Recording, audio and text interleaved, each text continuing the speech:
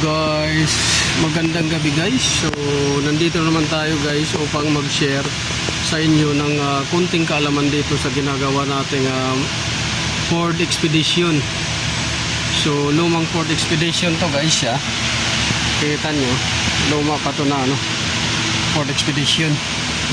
So ang issue nito guys ay namamalya siya. Namamalya. So nag-check na tayo ng spark plug. Okay yung condition ng spark plug, okay yung operation. Nag-check ng ignition coil, okay yung ignition coil condition at saka operation. Nag-check tayo ng injector, okay rin yung operation at saka condition. Nag-check rin tayo ng compression, okay rin yung condition at saka operation. So nag-check tayo ng mga connector nila. Sa bawat connector nila, injector, tapos ignition coil connector. So okay. So ang symptoms lang nito guys is pagka uminit na yung makina, doon siya mamamalya. So base sa understanding ko at saka sa analysis ko, dahil itong sasakyan, pagka sinarado mo yung hood, binaba mo, so yung init ng makina makukulob.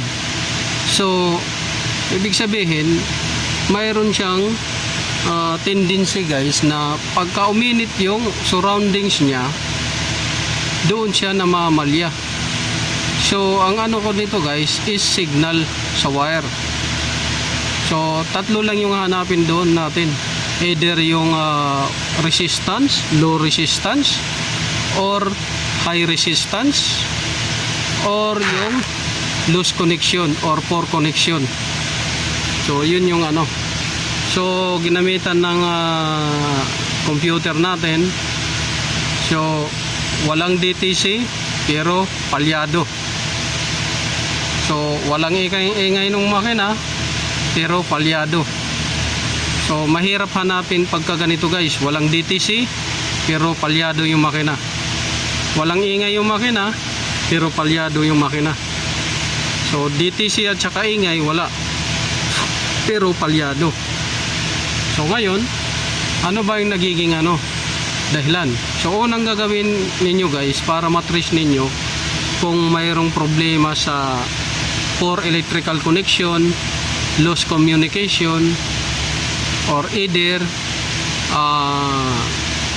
resistance issue, high at saka low resistance ng wire, is first step, lahat ng connection or connector bunutin ninyo, linisin ninyo, kahit nabugahan lang ninyo ng hangin, kahit hangin lang.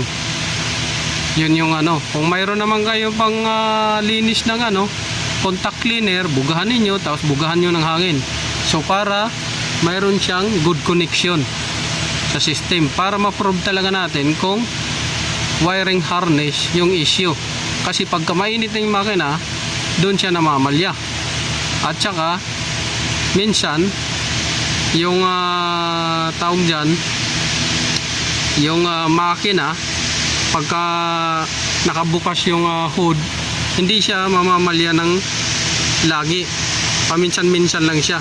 Siguro pagka mayroong portion na uminit na yung surroundings, kasi yung wire nito guys, yung harness nito ay umiikot sa makina.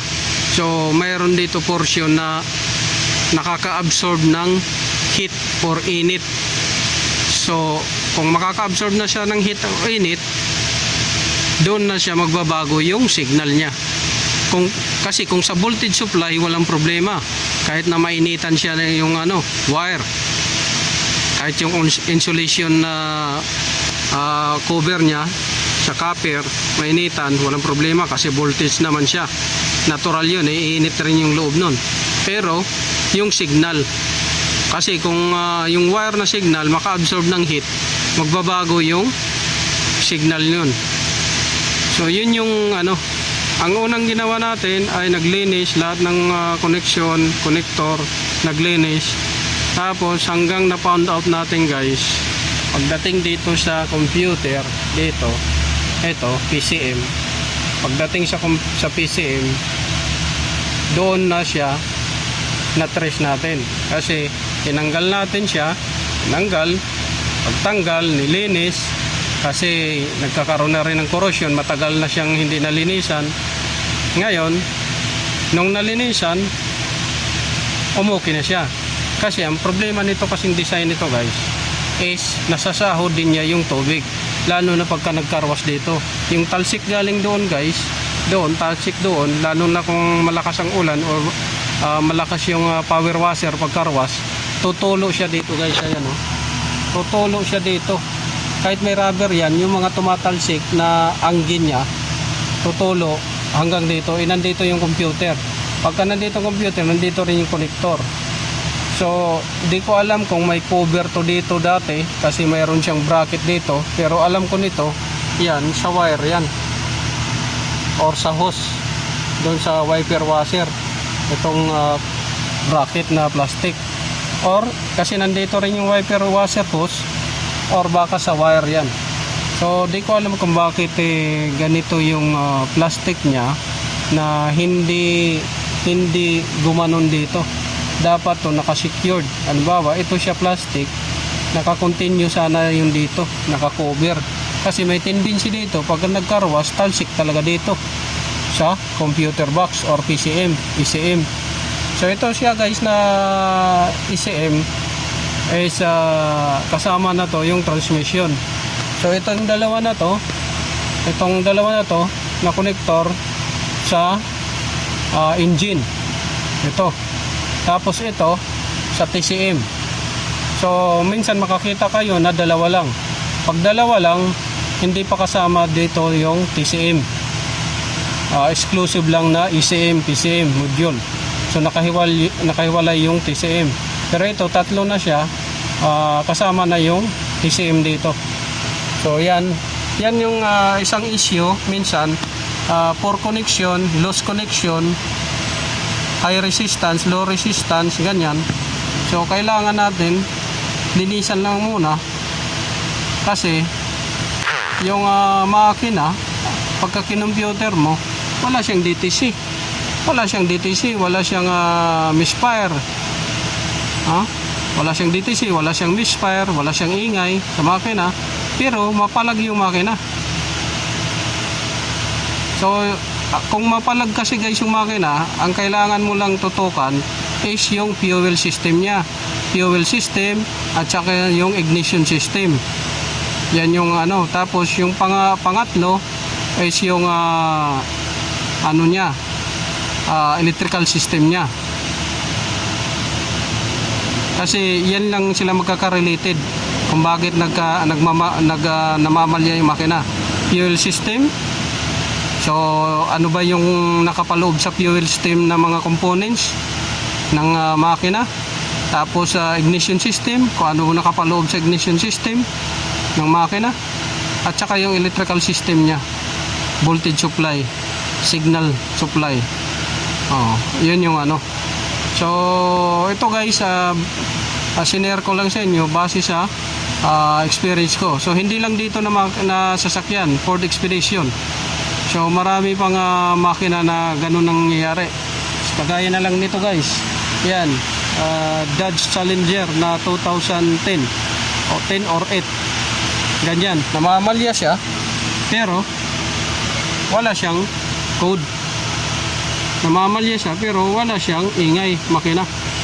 So sana nakakawa kayo guys ng konting alam kung bakit or paano i-check step by step yung issue na namamalya or pumapalag yung makina pero walang check engine, walang DTC code, walang ingay yung makina. Normal yung operation nung makina, walang knocking, tapos walang check engine, walang DTC, pero manginig yung makina.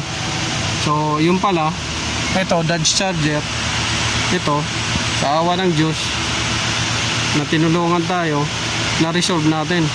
So ang ginawa ko dyan, in-update ko yung PCM, BCM, ABS, TCM, 4 na module. Kasi nagkakaroon siya ng ano, difference sa signal. So, yun guys yung ano. Sana nakatulong to guys sa inyo. At saka kung nakatulong to guys, don't forget to like, share, subscribe my YouTube channel. This is Autoboyson. Paki-follow, like, share na rin yung FB page ko, Autoboyson, at saka Ubic Works TV. So hanggang sa muli guys, magandang umaga. At naway nakatulong to sa inyo guys, yung mga basic tips checking sa mga makina, sa mga electrical issues. So magandang gabi guys.